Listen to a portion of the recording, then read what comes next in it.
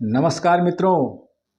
आज फिर हम आ गए आपके साथ एन रामन नायर की एक सुप्रसिद्ध और लोकप्रिय रचना, जिस कहानी का शीर्षक है अकेली। एकांत संध्या। हॉस्टल में कोई नहीं है, केवल चौकीदार फाटक पर गुमसुम बैठा है, शायद निद्रा की मुद्रा में, या 10 घंटे उधर खड़े खड़े और इधर उधर टहलते टहलते बोर हो गया होगा। अंगड़ाई ले रहा था बेचारा गोरखा राम सेवक। 2000 मील की दूरी से, नेपाल की सुंदर तराइयों से, दक्षिणी कश्मीर की विभिन्न हॉस्टल की सेवा में आया है। छोटे कद का, पीले रंग का, चिपटी नाक वाला 20 वर्षीय युवक। उसके मुख पर हमेशा मायूसी छाई हुई है। शायद 6 महीने पहले उसकी शादी हुई थी। उस क्षणिक मिलन तथा विदाई के विचार में सपना देख रहा है। अकेला है, पत्नी 2000 मील दूर अकेली। शादी के बाद भी राम सेवक अकेला। क्या करें? 200 रुपये की तनख्वाह से एक परिवार कैसे संभले? इसलिए दोनों अकेले, 2 कोनों में। हाय अकेलेपन का संसार। मालिनी अपने कमरे का दरवाज़ा खोल के बरामदे में निकल आई। 5 बज चुके हैं। 3 मंजिल के उस विशालकाय मकान में केवल मालिनी है। बाहर शायद है गोरखा राम सेवक। उसके होने या न होने से क्या फ़र्क है? 3 दिन पहले पिछवाड़े से चोर आकर बाहर सूखी हुई साड़ियाँ और अंडरवियर सब ले गया। लड़कियाँ वापस आई तो कुछ समय तक हो हल्ला मचाती रही। किसी ने मालिनी को भी शिकायत की। मालिनी हॉस्टल में 24 घंटे पड़ी रहती है। उसके रहते हुए भी दिन दहाड़े चोरी हुई। वह क्या करे? लड़कियों को इस्तेमाल की हुई पोशाकों का अधिक मूल्य रहता होगा, कौन जाने। इसलिए 2 दिनों से शाम के समय मालिनी बीच बीच में बंद कमरे में पड़ी नहीं रहती, बाहर निकल आती। अकेली रानी की तरह शान के साथ एक सिरे से दूसरी तक टहलती और थकने पर कमरा बंद करके पढ़ने लगती। वही कमरा उसका सब कुछ था। 10 बजे डिपार्टमेंट चली जाती और दोपहर को 1 घंटे के लिए वापस आती। फिर शाम को 4 बजे तक क्लास से भारी होकर लौटती। वहीं पड़ी रहती थी। शॉपिंग के लिए या टहलने के लिए या सिनेमा के लिए कभी जाती नहीं थी। कुछ चीज़ की ज़रूरत पड़ी तो उसकी जो रूममेट लीना खरीद लाती, या राम सेवक ले आता, या पिताजी हर महीने पहली तारीख को दर्शन देते तो लाकर देते। उसकी आवश्यकताएं भी सीमित थी। अकेली वह थी जो पाउडर नहीं लगाती थी, सुगंधित तेल इस्तेमाल नहीं करते थे, युवा पिटिकाओं के काले धब्बे दूर करने लैक्टोक्लामिल काम से नहीं लाते थे, और नींद आने के लिए कंपोज की सेवा नहीं लेती थी। वह एक रंगी साड़ी पसंद करती थी, पहनती थी सफ़ेद साड़ी तथा सफ़ेद ब्लाउज में। न जाने उसका मन मस्त रहता था। उसमें चमेली की शोभा थी। उसके शरीर का सुनहला रंग उसी से मिलकर एक विशेष आभा पैदा करता था। अभी 6 महीने हुए हैं। पहले पहले घर के एकांत वातावरण से अलग होकर वह शहर के विश्वविद्यालय में भौतिक विज्ञान विभाग में एमएससी की छात्रा बनी है। घर के पास ही स्कूल और डिग्री कॉलेज थे। केरल में सरकार ने गांव-गांव में कॉलेज खोले हैं। भले ही सब शिक्षित बेकार हों, शिक्षा का स्तर नीचा हो, फिर भी शिक्षितों की संख्या अधिक है। करीब 90% शिक्षित हैं। लड़कियां ही आगे हैं। फर्स्ट डिवीज़न में वे ही अधिक आती हैं। विश्वविद्यालयों के रैंक भी उन्हीं को ज़्यादा मिले हैं। शायद पढ़ने में वे ही तेज होंगी, या प्रोफेसरों की बटरिंग में वे ही आगे रहती होंगी, सच्चाई कौन जाने।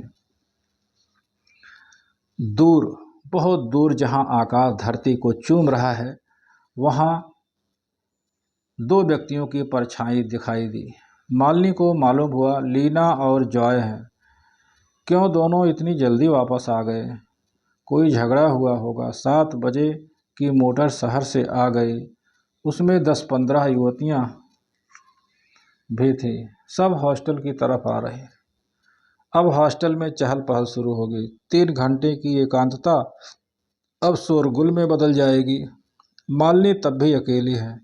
7 बजे से 8 बजे, 8:30 तक वापस आई लड़कियों को राउंड टेबल चलती, अपनी अपनी वीरता साहसिकता बघारते बघारते समय के बीतने की याद ही नहीं रहती। 8:30 की घंटी बजती तो सब मेस में इकट्ठी हो जाती। चलते हुए वे मेस की मेज़ों की तरफ बैठते हुए और खाते हुए अपनी बातचीत का सिलसिला बनाए रखती। केवल मालिनी का शून्य संसार। उसको डींग मारने के लिए कोई साहसिक अनुभव नहीं रहा। वह मान करती अधिक है, इसलिए लीना भी उसके कमरे में सोती नहीं है। लीना ही क्यों, कोई लड़की अपने कमरे में सोती नहीं। हर कमरे में सया 2 होती, परंतु एक ही का इस्तेमाल होता है। रोज़ रोज़ नए बेडमेट को ढूंढ निकालती हैं। एक एक सेज पे अकेली रात को दुकेली हो जाती हैं। कोई खाट इसका अपवाद नहीं है, केवल मालिनी की खाट अपवाद है। 6 महीने की मरम्मत के बाद भी मालिनी सभ्य नहीं बनी। दोस्तों ने जी तोड़कर प्रयोग तो किया, रैगिंग के दिनों में उसको अधनंगा किया, रोज़ उसको छेड़ती रही। गाली गलौज भी बेकार हुए, व्यंग बाण भी व्यर्थ हुए। समझाने बुझाने से फ़ायदा नहीं हुआ। अब लोगों ने उसको अपनी मस्ती की दुनिया में अकेली बिचरनी छोड़ दिया। लोगों ने यहाँ तक कहा, यह क्लीव है, इसमें स्त्री सहज चित्तवृत्ति नहीं है। शायद बोटनी में रिसर्च करने वाली सोफिया ने ही यह कहा था, इसमें सेक्स परिवर्तन हो रहा है, इसको मत छेड़ना, यूं ही छोड़ देना।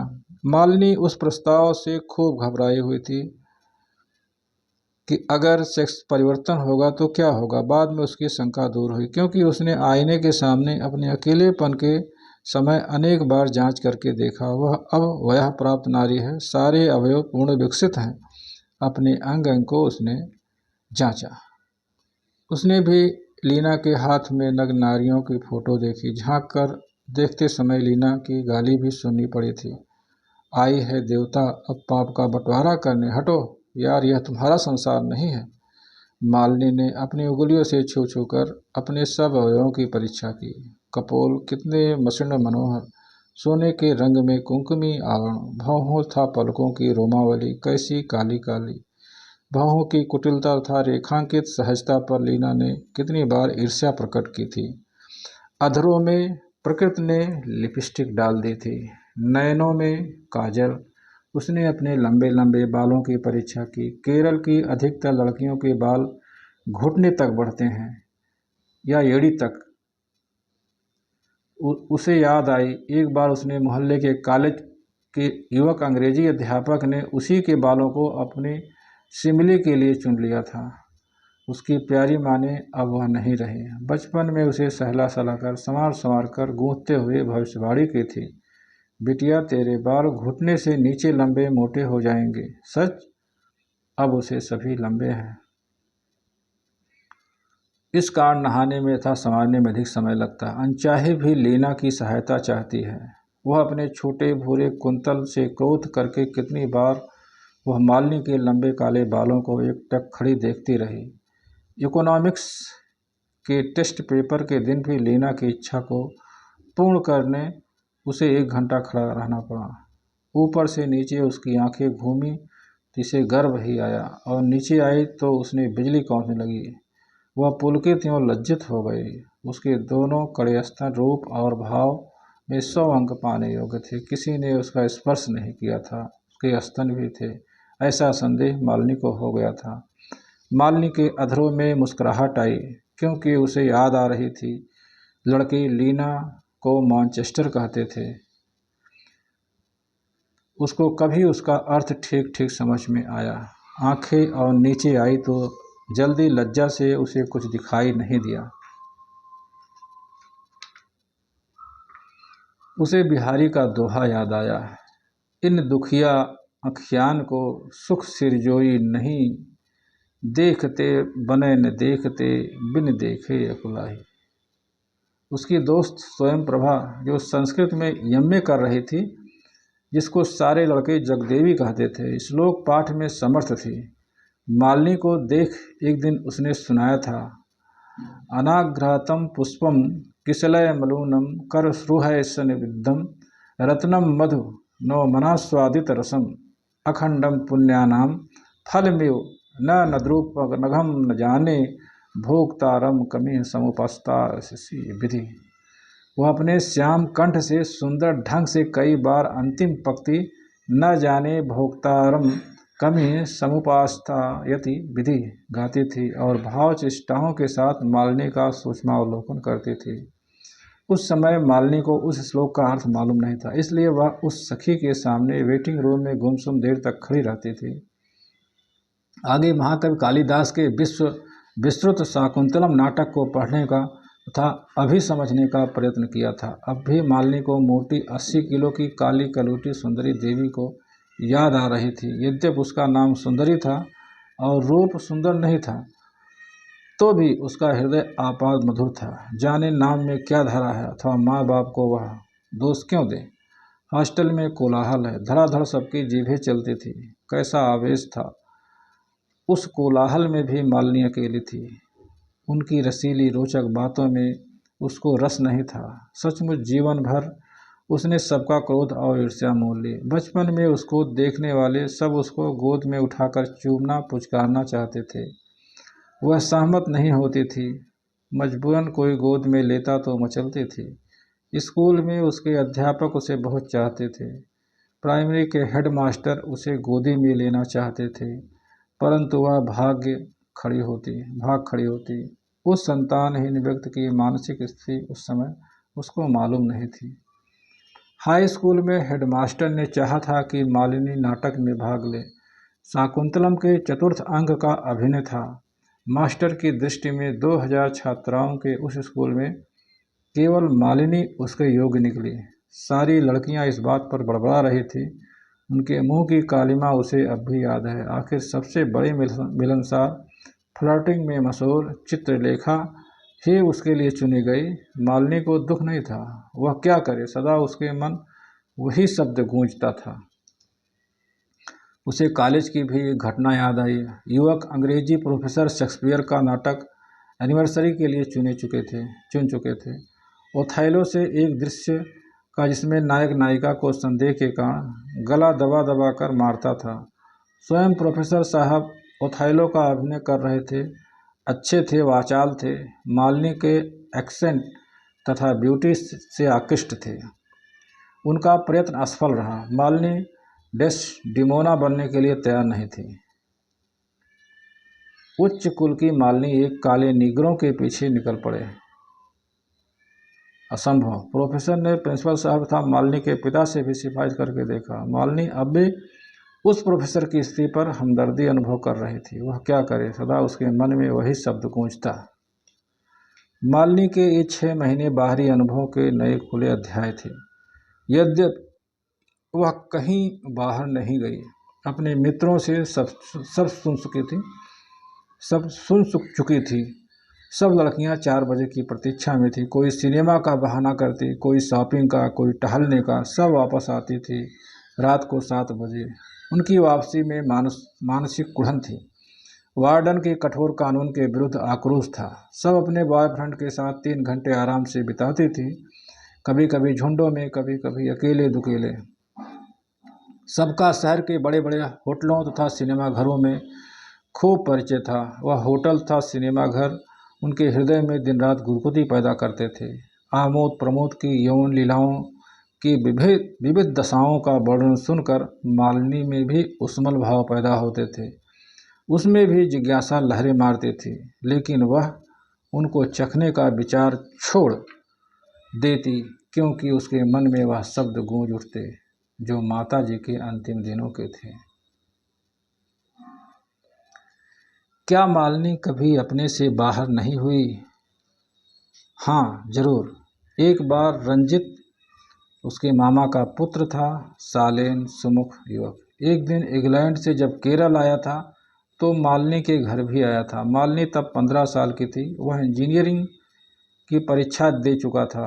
उसका नारंगी रंग, चुभने वाली दृष्टि, भिंसते ओठ, धीमी चाल, स्फुट सुंदर एक्सेंट की अंग्रेजी, सब बातें उसे पसंद आई थी। रंजीत को भी मालिनी की इंग्लिश इंडियन नहीं लगी। वह क्षणिक मिलन था। उसके मिलन में माँ बाप भी संतुष्ट थे। दोनों ने माँ बाप के पास ही बैठे 1 घंटा बिताया था। अनजाने मालिनी का हाथ उस ओर जल्दी बढ़ा। उस स्पर्श में विद्युत की शक्ति थी। मालिनी के सारे शरीर में पुलक पैदा हुई। अब भी वह रंजीत की याद कर रही है, 5 साल बाद भी, क्योंकि उसके कान में वे शब्द गूंज उठते जो माता जी के अंतिम दिनों के थे। 4 साल पहले मई का महीना था। उसको प्रोफेसर डिग्री की परीक्षा खत्म हुई। वह अपनी माँ के पास बैठी हुई थी। अचानक माँ को बेहोशी सी आ गई। उसने माँ को पास की खाट पर लिटाया, हाथ पैर दबाने लगी। माँ दर्द से चीख रही थी। सोने का रंग कोले जैसा हो गया। अदृष्ट क्या चाहता है? फौरन पिता को बुलाने नौकर भेज दिया। माता का दायां हाथ मार टूट रहा था। पसलियां चूर चूर हो रही थी। नसों में अवरोध सा था। माँ कराह रही थी। उसकी आंखों की पुतलियां बाहर उभर आई थी। उसका सारा शरीर पसीने से तरतर हो गया। मालिनी ने फुर्ती से माँ के शरीर का गर्म पानी से सेंक करके देखा। माँ की दशा क्षण में बुरी हो रही थी। अकेली बेटी मालिनी घबरा उठी। उसने मृत्यु का कराल रूप अभी तक देखा नहीं था। घर से भी बाहर ही निकली नहीं थी। किसी रिश्तेदार की मृत्यु की खबर आती तो माँ या बाप उसमें शरीक होते। अब अपनी माता को तड़पता देख शालिनी का दिल दहल उठा। उसकी आंखों में आंसू बह रहे थे। माँ उसे सदैव अपनी सेज पर लिटाकर सुलाती थी। उसके सोने पर ही स्वयं सोती थी। उसके खाने पर ही स्वयं खाती थी। 20 साल की उम्र में भी उसे कभी कभी अपने हाथ से खिलाने की चेष्टा करती थी। वही माता तड़प रही है। जीवन मृत्यु के अंतराल में जूझ रही है। पुत्री होते हुए भी वह कुछ कर नहीं सकती। उस बेबसी को मालिनी ने मन ही मन साफ दिया। माँ की बेबसी में वह कैसी असमर्थ रह गई। अब भी वह उस क्षण की याद नहीं कर पाई। अचानक माँ ने कह की खून का दरिया था। पहले मालिनी की आंखों में अंधेरा छा गया। मालिनी ने जल्दी माँ को संभाला। उसने लिटाने का प्रयत्न किया। वह लेटी नहीं। माँ के लाल लाल हृदय रक्त में वह नहा चुकी थी।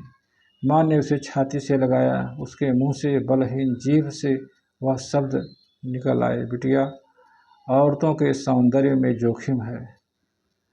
औरतों के सौंदर्य में जोखिम है। बहुत ध्यान रखना। एक ही पुरुष का स्पर्श करना, पर पुरुष से कोसों दूर। माँ की आवाज़ बंद हो गई। उसका शरीर और शक्तिहीन हुआ। स्वयं वह सेज पर गिर रही थी। मालिनी ने उसे लिटाया। एकदम माँ सिहर उठी, फिर पत्थर सी हो गई। सारी ताकत लगाकर मालिनी चीख पड़ी, माँ, मेरी माँ मुझे कहाँ छोड़ गई? बोलो माँ। फिर उसको कुछ याद नहीं आया। जब मालिनी ने आंखें खोली तो पिता उसका सिर सहला रहे थे, उसे समझा रहे थे। उससे रहा नहीं गया। पिता की आंखों में भी आंसू थे। उनका कंठ भी बंद था। मालिनी की आंखें फिर डबडबाई, बहने लगी। दोनों आंसू बहाते रहे। मूक दुख की उष्मता आज भी उसको मूक कर रही है। अब एकमात्र पिताजी हैं जो पुत्री को सदा सुखी रखने के लिए हैं। खून पसीना एक कर रहे हैं। क्या मालिनी का उस मृत माता और विधुर पिता के प्रति अपनी कोई फर्ज नहीं है? उस पिता को अपनी पत्नी को मरते दम देखने का भाग्य नहीं था, इसलिए वह और परेशान था। अब मालिनी में ही वे माता का और पुत्री का रूप देख रहे हैं। मालिनी की माता को मरे 4 साल बीत चुके, परंतु अब भी उसके कानों में माँ के वह शब्द, अंतिम शब्द गूंज उठते हैं, पर पुरुषों से कोसों दूर। मालिनी जरूर माँ की इच्छा पूरी करेगी। किसी पर पुरुष की आंख उठाकर भी नहीं देखेगी। उस पुरुष को जिसका उसने एक क्षण भर को स्पर्श किया था, उसी की प्रतीक्षा में रहेगी। माँ की इच्छा है। सखियाँ चाहे उसे क्लीब कहें, नपुंसक कहें, पर वह पर पुरुष का स्पर्श नहीं करेगी। माँ की इच्छा है। माँ की इच्छा है। तो दर्शकों, ये हमारी सुंदर सी कहानी, और इस कहानी से बहुत सीख मिलती है, बहुत ही उच्च कोटि की। तो बहुत बहुत धन्यवाद हमारे चैनल से जुड़े रहने के लिए और हमारा कहानी सुनने के लिए। Thank you so much.